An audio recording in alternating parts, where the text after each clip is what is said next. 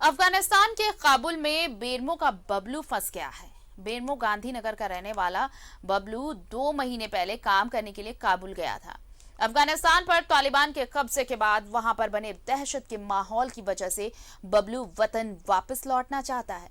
उसके पास वापसी का टिकट भी था, लेकिन काबुल हवाई अड्डे पर भारी भीड़ के कारण और अफरा तफरी में वो वापस नहीं लौट पाया। उसने अपने परिजन को व्हाट्सएप के जरिए बात कर काबुल के हालात की जानकारी दी। बबलू की पत्नी ने पीएम नरेंद्र मोदी और सीएम हेमंत सोरेन से उसे वापस लाने की गुहार लगाई है।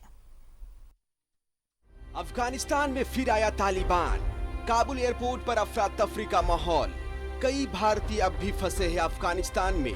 बेरमो का बबलू फंसा है काबुल में। परिवार वाले लगा रहे मदद की गुहार।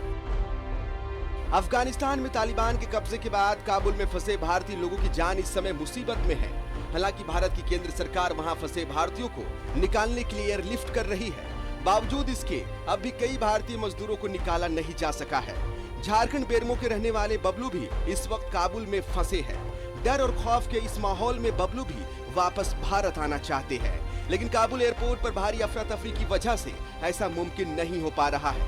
बबलू का परिवार इस समय काफी परेशान है। पत्नी लाखों देवी सरकार से गुहार लगा रही है कि उनके पति की वतन वापसी किसी तरह से करा दी जाए। फंसे हुए हैं, ये थे 1.5 महीना पहले टिकट हो गया था 16 तारीख को, एयरपोर्ट से होकर वापस चल गए। हम यही अथी करते हैं कि मेरा पति सुरक्षित चला है। सरकार से ही हमारा अथी है। अमेरिका की फौज अफगानिस्तान से चली गई है। काबुल पर एक बार फिर से तालिबान का कब्जा हो चुका है। इस विपत्ति की घड़ी में ना जाने कितने बबलू इस वक्त अफगानिस्तान में फंसे हैं। सवाल अब यही है कि बबलू की सकुशल वतन वापसी कब तक हो पाती है और काबुल में फंसे ऐसे भारतीयों के लिए केंद्र सरकार क्या कदम उठाती है। न्यूज़ 11 भारत के लिए बेरमो से चंदन की रिपोर्ट।